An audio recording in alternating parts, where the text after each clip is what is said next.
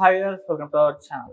'కన్నప్ప' మూవీకి అయితే ఇంకొన్ని గంటల టైం మాత్రం మిగిలుంది. సో, మంచు విష్ణు గారు చాలా ప్రెస్టీజియస్‌గా తీసుకొని వస్తున్న ప్రాజెక్టు. సో, మంచి బజ్ కూడా ఏర్పాటయింది. మంచి ఎక్స్‌పెక్టేషన్స్ కూడా రీచ్ అయిపోయింది. అయితే సినిమా రిలీజ్ నేపథ్యంలో వాళ్ళ బ్రదర్ మంచు మనోజ్ గారు ఒక ట్వీట్ చేయడం జరిగింది. సో, ఆ ట్వీట్‌లో అందరి పేర్లు మెన్షన్ చేస్తూ ఆ సినిమాకి కూడా ఆల్ ద బెస్ట్ చెప్తూ ఆ ట్వీట్ అయితే పెట్టారు గానీ, మంచు విష్ణు గారి పేరైతే మెన్షన్ చేయలేదు. ఇది ఇప్పుడు మొత్తం చర్చనీయాంశంగా కూడా మారిపోయింది. అంటే అందరికి విష్ చేశారు. మంచు విష్ణు పేరెందుకు మెన్షన్ చేయలేదు. ఆఖరికి ఫోటోలు పెట్టారు. ఆ ఫోటోలో కూడా మంచు విష్ణు గారు ఎక్కడ లేకపోవడం అనేది ఒక విచిత్రం. సో, దీనికి సంబంధించి ఎందుకు ఇంకా గొడవలు అలాగే ఉన్నాయా? మరి మంచు మనోజ్ గారు ఎందుకు విష్ణు గారిని మెన్షన్ చేయలేదు? దీనికి సంబంధించే చర్చ పెట్టడానికి మనతో పాటు సీనియర్ ఫిల్మ్ జర్నలిస్ట్ అప్పాజీ గారు ఉన్నారు. వారిని అడిగి తెలిసిన ప్రయత్నం అయితే చేద్దాం. సార్ నమస్కారం సార్. నమస్తే ఆదిత్య. కొంతకాలం నుంచి కూడా చూస్తున్నాం మంచు ఫ్యామిలీలో పరిస్థితులు ఏ విధంగా ఉన్నాయో, అన్నకి తమ్మునికి మధ్య గొడవలు తారాస్థాయికి కూడా చేరుకున్నారు.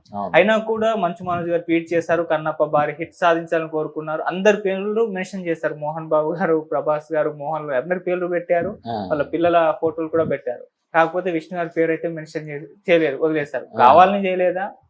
ఎందుకు, ఏమై ఉంటుంది సార్? అంతే కదా. అంటే అంతకుముందు భైరవం సినిమా సంబంధించిన ప్రమోషన్స్ దాంట్లో కూడా ఈ సినిమా విజయం సాధించాలని మనస్ఫూర్తిగా కోరుకుంటున్నానని చెప్పాడు మంచు మనోజ్. అలాగే ఇప్పుడు ఈ సినిమా రేపు రిలీజ్ అవుతుంది కాబట్టి ఇది సక్సెస్ కావాలని చెప్పి ఆయన ఆల్ ది బెస్ట్ చెప్పాడు. ఇప్పుడు వివాదం ముఖ్యంగా వీరిద్దరి మధ్యే కదా, మంచు విష్ణు వర్సెస్ మంచు మనోజే కాబట్టి అందువల్ల మంచు వాళ్ళ అన్నయ్య పేరు ఒకటి మినహాయించి ఆల్ ది బెస్ట్ చెప్పాడు. కానీ సినిమాకి ఆల్ ది బెస్ట్ చెప్పడం అంటే ఏంటి? ఈ కన్నప్ప సినిమాకి కర్త కర్మ క్రియ ఎవరు? మంచు విష్ణు కదా. డైరెక్టర్ వేరే ఉన్నా ఈయనే సినిమాకి సంబంధించి ఇప్పుడు కథ కూడా తనే అని చెప్పాడు. కథ, స్క్రీన్ ప్లే ఇదంతా తానే తీసుకుంటున్నాడు క్రెడిట్ అంతా. కాబట్టి ఆ సినిమాకి ఆల్ ది బెస్ట్ చెప్పడం అంటే పరోక్షంగా మంచు విష్ణుకి చెప్పడమే కదా. ఆ సినిమాకి main lead, producer plus creative side కూడా ఆయనే ఉన్నాడు. కాబట్టి ఈ సినిమా రేపు సక్సెస్ అయితే ఆ క్రెడిట్ మొత్తం మంచు విష్ణుకి వెళ్తుంది. కాబట్టి పరోక్షంగా మంచు విష్ణు కూడా చెప్పినట్టే. కాబట్టి దాన్ని ప్రత్యేకంగా మనం చూడాల్సినటువంటి అవసరం లేదు. ఏదైతే వాళ్ళకి ఉన్న ఆ గొడవలు ఏవైతే ఉన్నాయో అవి ఇంకా సాల్వ్ కాలేదని మనకు తెలుస్తుంది. కాబట్టి అందువల్ల వాళ్ళ అన్నయ్య పేరు ఒకటి మినహాయించి మిగతా వాళ్ళందరికీ ఆల్ ది బెస్ట్ చెప్పాడు. కానీ చెప్పాను కదా, ఈ సినిమాకి సంబంధించి మొత్తం అంతా కూడా బ్యాక్ ఎండ్లో ఉన్నది మంచు విష్ణు. కాబట్టి మంచు విష్ణుకు కూడా ఆల్ ది బెస్ట్ చెప్పినట్టుగానే మనం భావించాలి. ఓకే, అందులో తనికెళ్ళ భరణి గారి పేరు కూడా మెన్షన్ చేశారు. సో, ఆయన డ్రీమ్ ప్రాజెక్ట్ ఇది, ఆయన స్టోరీ అని చెప్పేసి మెన్షన్ చేశారు. కాకపోతే ఈ స్టోరీ విషయంలో మంచు విష్ణు గారికి తనికెళ్ళ భరణి గారికి చిన్న గొడవ జరిగినట్టు కూడా వార్తలు వచ్చాయి. అది క్లారిటీ తెలియదు కానీ, సో ఇది కంప్లీట్ గా తనికెళ్ళ భరణి గారి డ్రీమ్ ప్రాజెక్ట్ అన్నట్టుగా ఆయన మెన్షన్ చేశారు. ముందు ఇది ప్రాజెక్ట్ తెర మీదకి వచ్చింది తనికెళ్ళ భరణి తోటే ఇది వచ్చింది. ఓకే, ఆయన దీనికి కథ, దర్శకత్వం కూడా ఆయన వహించాలని ఆయన కోరుకున్నాడు. అంటే బేసిక్గా ఆయన చాలా మంచి రైటర్. ఎన్నో సూపర్ డూపర్ హిట్ సినిమాల వెనకాల రైటర్గా ఉన్న ఆయన ప్రతి రైటర్లోనూ డైరెక్టర్గా సక్సెస్ అవడానికి అవకాశాలు ఉంటాయి. ఇప్పుడున్న త్రివిక్రమ్ కావచ్చు, కొరటాల శివ కావచ్చు, వీళ్ళందరూ కూడా పూర్వాశ్రమంలో దీనికి ముందు రైటర్స్ కదా. అంతకుముందు జంధ్యాల కావచ్చు, పోసాని కృష్ణమురళి కావచ్చు, ఎవరైతే సక్సెస్ఫుల్ రైటర్స్గా ఉంటారో వాళ్ళు ఖచ్చితంగా సక్సెస్ఫుల్ డైరెక్టర్స్ కూడా అవ్వగలుగుతారు. కాబట్టి తనికెళ్ళ భరణి కూడా డైరెక్షన్ చేయాలనే ఇంట్రెస్ట్ ఎప్పటి నుంచో ఉంది. ఈ కన్నప్ప సినిమాతోటి ఆయన డైరెక్షన్లోకి రావాలని చెప్పి కోరుకున్నాడు. దీనికి సంబంధించి చాలా స్క్రిప్ట్ వర్క్ అది చేశారు. కాకపోతే తర్వాత క్రియేటివ్ డిఫరెన్సెస్ కావచ్చు, లేకపోతే వేరే కారణాల వల్ల ఆయన ప్రాజెక్ట్ నుంచి తప్పుకోవడం జరిగింది. కానీ ఆయన కాంట్రిబ్యూషన్ కూడా చాలా ఉంది కాబట్టి బహుశా ఆయన కూడా క్రెడిట్ ఇచ్చి ఉంటారు. అంటే ఆయన క్రెడిట్ ఇవ్వడం అంటే మంచు విష్ణు గారిని కాస్త సెటైరికల్ గా ఇబ్బంది పెట్టామని అని అనుకోవచ్చా సార్? అలాగే ఉండదు. అంటే ఒక సినిమాకి సంబంధించి చాలా మంది రైటర్స్ పనిచేస్తారు. ఇప్పుడు ఈ సినిమాకి పనిచేసామని చెప్పి చాలా మంది రైటర్స్ చెప్పుకుంటున్నారు. ఇప్పుడు తోట ప్రసాద్ అనే ఒక ఆయన, మనం బీవీఎస్ రవి అనే ఆయన, ఇలా చాలామంది రైటర్స్ డైరెక్ట్గా కానీ ఇండైరెక్ట్గా కానీ ఈ సినిమా సంబంధించి ఇన్వాల్వ్ అయ్యి ఉన్నారు. ఎందుకంటే కోట్ల రూపాయలకు సంబంధించినటువంటి ఇది. కాబట్టి ఒక రైటర్ చెప్పిన ఒక చిన్న పాయింట్ వల్ల ఒక సీన్ అద్భుతంగా వచ్చిందంటే కూడా సినిమాకి చాలా హెల్ప్ అవుతుంది. కాబట్టి చాలామంది రైటర్స్ని ఒక ప్రాజెక్ట్కి సంబంధించి తీసుకోవడం అనేది జనరల్గానే జరుగుతుంది. అంతకుముందు మన ఈవి సత్యనారాయణ గారు ఎక్కువగా అది హైలైట్ అవుతుండేవాళ్ళు. ఆయన ఆస్థానం అని చెప్పి కనీసం ఒక 10-12 మంది రైటర్స్ని ఆయన మెయింటైన్ చేసేవాడంట. ఈ 10 మంది ఇచ్చిన వెర్షన్స్లో ఇందులో నుంచి ఒకటి, అందులో నుంచి ఒకటి, ఇలా మంచి మంచి అన్నీ తీసుకొని ఒక స్క్రిప్ట్ కింద ఆయన చేసుకున్నాడు అంటే డైలాగ్స్ కానీ సీన్స్ కానీ మేనరిజం కానీ ఇలాగా ఓకే. అలాగా ఒక పెద్ద ప్రాజెక్ట్ సంబంధించి చాలామంది రైటర్స్ పనిచేస్తుంటారు. ఈవెన్ మన కె రాఘవేంద్ర గారి దగ్గర కూడా ఇప్పుడు ఎండమూరి వేణునాథ్ గారు, సత్యమూర్తి గారు, సత్యానంద్ గారు ఇలా చాలామంది రైటర్స్ టీమ్ ఉండేది.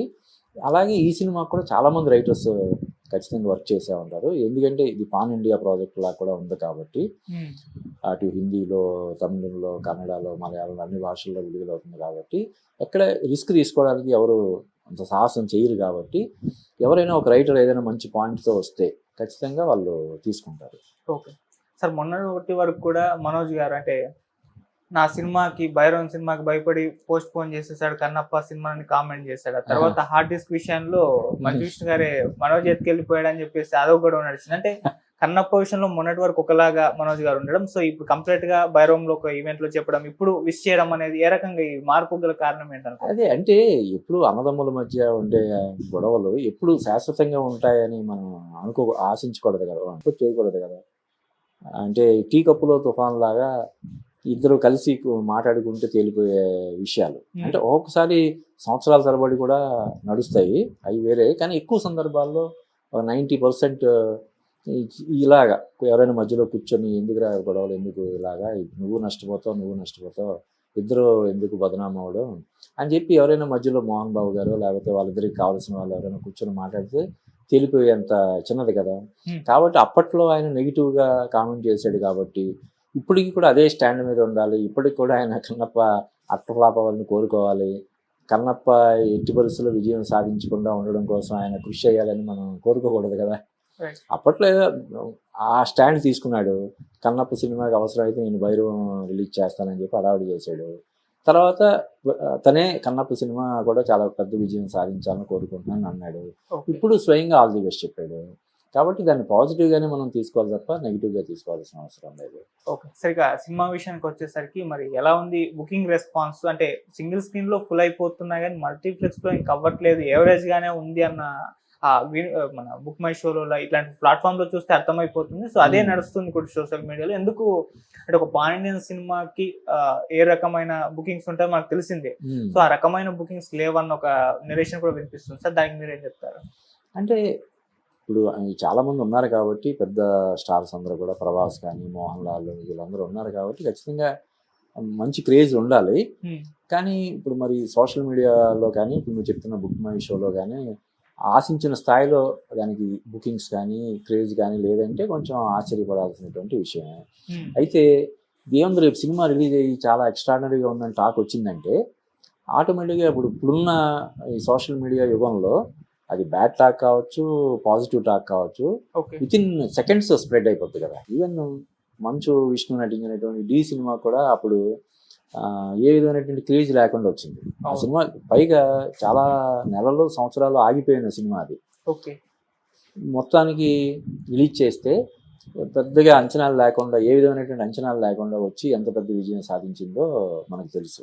అలాగే ఈ కన్నప్ప సినిమా కూడా రేపు బాగుందనే టాక్ వచ్చిందంటే ఇప్పుడు సినిమాలు కూడా మార్కెట్లో అటు బాలీవుడ్లో కానీ ఇక్కడ కానీ లేవు కాబట్టి డెఫినెట్గా జనాలు అందరూ ఎగబడి చూస్తారని మనం చెప్పచ్చు. ఓకే, సో సినిమాలో కూడా అంటే ఇప్పటివరకు జరిగిన బుకింగ్స్ కూడా దాదాపు ప్రభాస్ గారి అభిమానుల నుంచే జరిగాయన్న ఒక సోషల్ మీడియా చర్చ జరుగుతుంది. ఈవెన్ ఒక పోల్ నిర్వహించారు, ఎవరి కోసం ఈ కన్నప్ప సినిమా చూడాలంటే 80% ప్రభాస్ గారికి ఓటింగ్ వేశారు. సో ఇది మంచు విష్ణు గారికి షాక్ అన్నట్టుగా కూడా పోస్టులు పెడుతున్నారు. మరి ఇప్పుడు ప్రభాస్ గారి అభిమానులే ఈ సినిమా వైపు చూస్తున్నారా? అంటే ఇమేజ్ పరంగా చూస్తే మంచు విష్ణుకి ప్రభాస్కి చాలా డిఫరెన్స్ ఉంటుంది కదా. ప్రభాస్ ఎక్కడ పాన్ ఇండియా స్టార్, తన ఫ్లాప్ అయిన సినిమాలు కూడా 150-200 కోట్లు అలవోకగా కలెక్ట్ చేయగలిగే రేంజ్లో ఉన్నాడు ప్రభాస్. కాబట్టి ఆటోమేటిక్గా ప్రభాస్ ఉండడం వల్ల ప్రభాస్ ఫ్యాన్స్ ఎక్కువ మంది ఆ సినిమా చూడడానికి ఇంట్రెస్ట్ చూపిస్తున్నారంటే దాన్ని మనం పాజిటివ్ సైన్గానే తీసుకోవాలి.